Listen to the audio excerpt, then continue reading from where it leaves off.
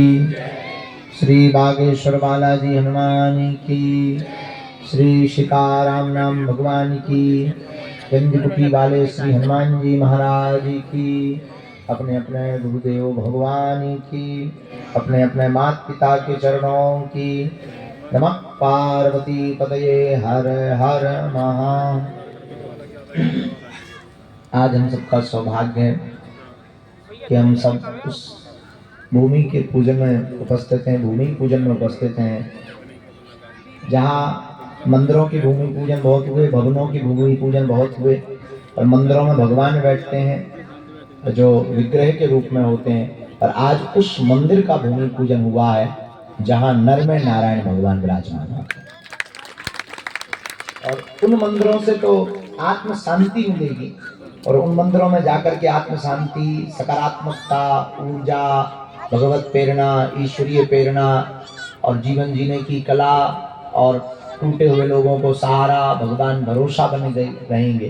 पर ये जो मंदिर बनेगा इसमें मानवता भी मिलेगी, नर में नारायण भी मिलेंगे, जीवन जीने का सबको अधिकार है, ये सिद्धांत भी देखने को मिलेगा। तो इस भूमि पूजन में हमारे बड़े ही प्रिय आप सब, हमारे पूर्व में आप सबको परिचित ही है, कितने समर्पण भाव के साथ ये सेवा कर रहे हैं। उसके लिए तो शब्दों से कुछ बोलना उचित नहीं कह सकते, बस यही है कि एक बार कोई देखे, बहुत करीब से महसूस करे, अनुभव करे, तो वो पहचान पाएंगे कि आप जो सेवा कर रहे हैं वास्तविक इसी का नाम सेवा है। जिनका कोई पता नहीं है उनका ये ठिकाना बन गए, जिनका कोई घर नहीं है इनका दिल और इनका भवन, उनका घर बन रहा, जिनकी कोई जाति नहीं है ये उनको अपने से मिला रहे, जिनकी कोई पूछताछ नहीं है उसको ये जमाने से परिचय करवा रहे, जिसको कोई चाहता नहीं है उनको ये गले लगा रहे, जिनको कोई देखता तक नहीं है, घृणा की दृष्टि से देख रहे हैं, उनको ये मुस्कुरा करके छू रहे हैं,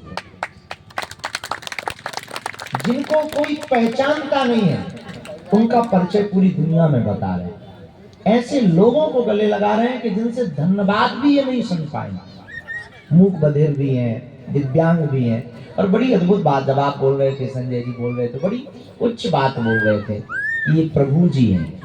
हमको तब अब बड़ी अद्भुत बात लगी, प्रभु जी, बार बार प्रभु जी का जो संबोधन आप कर रहे थे, ये इनके लिए प्रभु है। कितनी अद्भुत बात है कि एक व्यक्ति बुंदेलखंड में एक नई अद्भुत क्रांति फैला रहा कि जो भगवान के दर्शन मनुष्यों में करवाने की चेतना प्रकट करता है।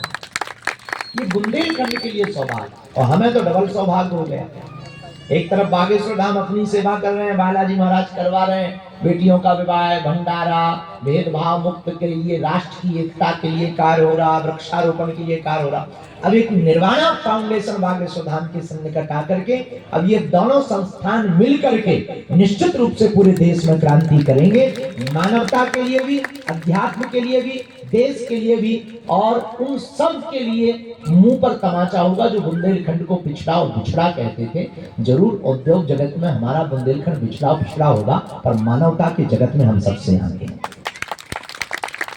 ऐसे संजय जी ने जो अनूठा प्रयोग किया, हम अपनी बात, हमसे पहले ही हमारे चाचा बोल गए, और यहाँ के विधायक जी हमारे शुक्ला जी आप बोल गए, सब शब्दों को बोल ही गए। चाचा जी ने कहा कि आप जो है वो बन जाना मुख्य संरक्षक, जो भी ऊपर होता हो। हमने अपना पद चुन लिया है, मुख्य सिपाही सेवादार बन जाए, क्योंकि ये सब बड़ों के पद हैं। हमसे बड़े बड़े हमारे चाचा हैं, हम तो छोटे से एक सेवादार के लिए। धाम और ये फाउंडेशन, निर्वाणा फाउंडेशन, दोनों अलग नहीं है, दोनों एक ही दूसरे की पूर्ति के लिए हैं, दोनों एक दूसरे के जीवन जीने की कला के लिए। एक धागे के दो छोर होते हैं, तो एक छोर है बागेश्वर धाम, दूसरा छोर है निर्वाणा फाउंडेशन। जो भी हमको भूमिका, अब कहने की बहुत बातें नहीं है, जो हमारी भूमिका हनुमान जी निभाएंगे, तो जब तक हमारे तन में प्राण है तब तक बागेश्वर धाम निर्वाणा फाउंडेशन साथ साथ सेवा करेगा।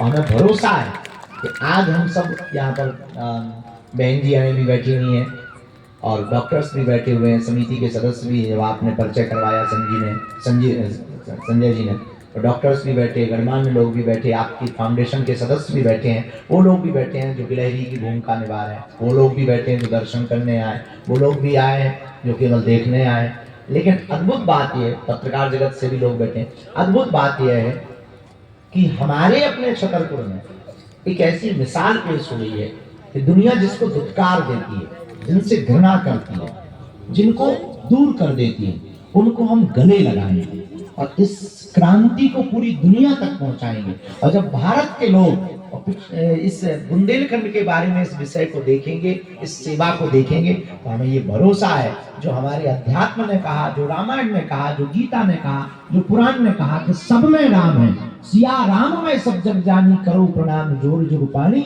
इस चौपाई को चरितार्थ अगर किसी ने किया है तो वो निर्वाणा फाउंडेशन ने चरितार्थ किया।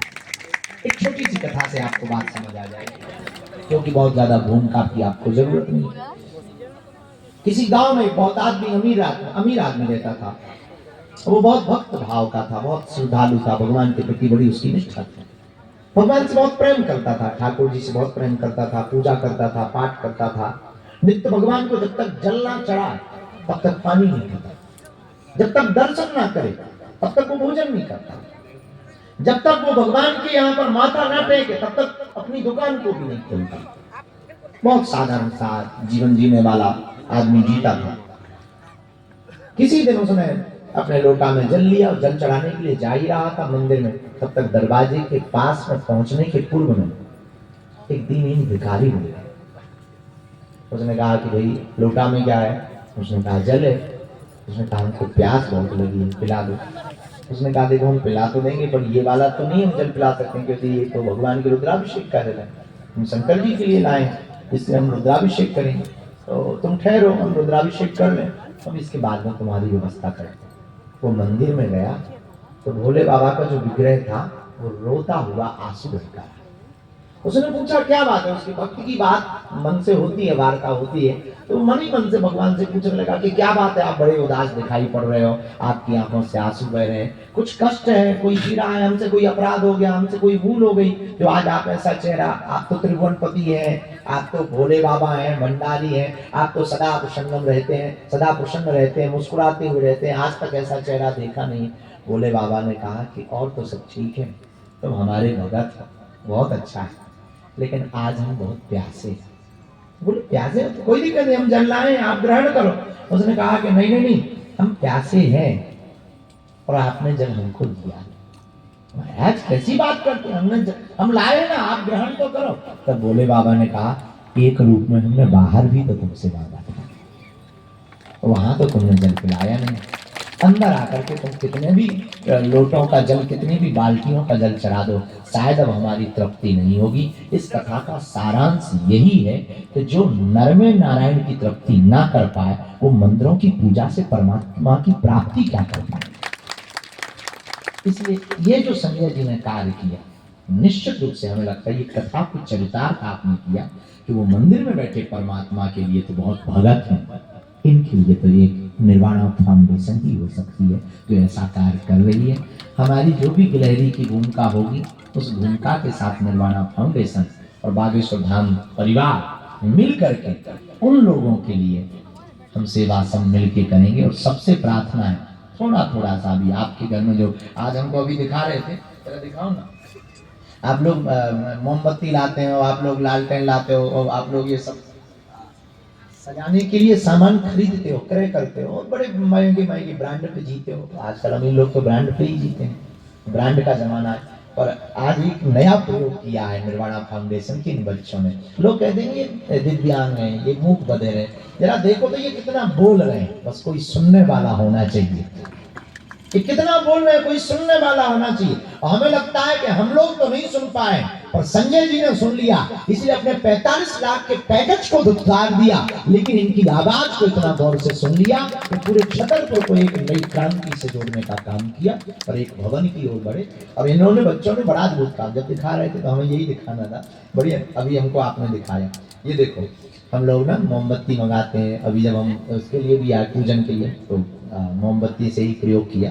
हमें लगता है इन बच्चों के लिए बहुत अच्छा ये प्रयोग होगा कि आप इस संस्थान को अपने बल पर खड़ा करना चाहते हैं। तो बच्चों ने कपों में भी मोमबत्ती बनाई, ये बनाना सीखी, बहुत सुंदर सी है। इनके जब नन्हे नन्हे हाथ लगे होंगे और नन्हे नन्हे हाथों से इन्होंने बनाई होगी बाती, जब इन्होंने अपने हाथों से रखी होगी इन बेटियों ने, तब एक नई प्रसन्नता के साथ रखी होगी। हमें लगता है वो वाली मोमबत्ती को मशीनें बनाती हैं, तो मशीनों में कई बार वो नहीं होता है, फीलिंग, भावनाएं नहीं होती हैं, भावना लेस होती है मशीन। ये तो इंसान रूपी मशीन ने बनाई है, इसमें भावना भी है, इसमें प्रेम भी है, इसमें समर्पण भी है। हमें लगता है कि अगर इन सब का हम अपने अपने घरों में आज से ही प्रयोग शुरू कर दें तो बहुत सा सहयोग बिना आपकी जेब खर्च काटे हुए भी हो जाएगा।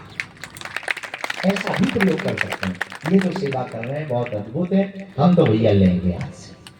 तो आप लोग भी इस सबको हम कहेंगे कि एक एक जरूर ये प्रयोग करना चाहिए। बाकी जितनी मदद हो सके वो तो करो ही। आप ऐसे भी मदद कर सकते हो। तो ये अपने बल पे खड़ी होगी संस्था, अपने बल पर इसको खड़ा करना बहुत जरूरी है। जब ये इस प्रकार की ये देखेंगे, वो आता है हैप्पी वाला बर्थडे, आप तुरंत जाते हो कि अच्छी सी मोमबत्ती दो, बढ़िया वाली केक दो, तब वो फूकेंगे। क्या गजब का जमाना आ गया, मोमबत्ती फूक करके जो है दीपक बुझा करके लोग उत्सव मना रहे हैं, जन्मदिन मना रहे हैं। बल्कि हमारी संस्कृति कहती है कि दीप जला करके मनाना चाहिए, क्योंकि हम अंधेरे में जीने वाले लोग नहीं हैं, हम लोग अंधेरे से प्रकाश में आने वाले लोग हैं। और आज की पाश्चात्य संस्कृति प्रकाश से अंधेरे में जाने वाली बन गई है। तो हमें लगता है कि जब भी ऐसा उत्सव अपने घर में हो गए, कोई भी उत्सव हो गए, इनका ये छोटा छोटा प्रयोग अगर करें, इनको जला करके रखें, 11 किसी को बांट दें, कभी बेटियों को बांट दें। हम तो 251 बेटियों को ये बांटने वाले हैं। अभी अभी हमने विचार कर लिया बैठे बैठे 251 बेटियों का जो विवाह होगा उसमें बांटेंगे। वो छोटा मोटा कप नहीं बांटेंगे, ये केतली बांटेंगे। इसमें भी दीपक है। तो ये अगर प्रयोग यहाँ से होगा तो हमें लगता है कि बहुत अच्छे तरीके से मानव सेवा भी होगी और हम सब इसमें मदद करें। प्रवचन की चर्चा तो हो ही गई है, तो सब सुनाई दिया, चाचा ने सुना दिया, आपने भी अपनी बात रख दी। और कितना मार्मिक दृश्य था कि आप 2 वर्ष तक जो जीवन जिए, आपने प्रण ले लिया कि अब ऐसा कोई जीवन न जिए। कितनी अद्भुत प्रेरणा है कि जो आपने भोग लिया। जैसे हमारे जीवन में कन्या विवाह का प्रादुर्भाव ऐसे ही हुआ, बेटियों का विवाह, हमने अपनी बहन के विवाह को बहुत नजदीक से देखा, तो हमने प्रण ठान लिया था कि अब किसी की बहन का विवाह जैसे हमने बहुत अभाव में किया, बहुत परेशानी में किया, ऐसा किसी भी भाई को ना रोना पड़ गए। तो भगवान की ऐसी कृपा, हर साल सब लोग छोटा छोटा सहयोग करते हो जाता है। अब इन्होंने कितना अद्भुत प्रयोग किया कि 2 साल आप रोड पर रहे, जो दुख आपने भोगा, अब आपने विचार कर लिया कि इस देश की सड़कों पर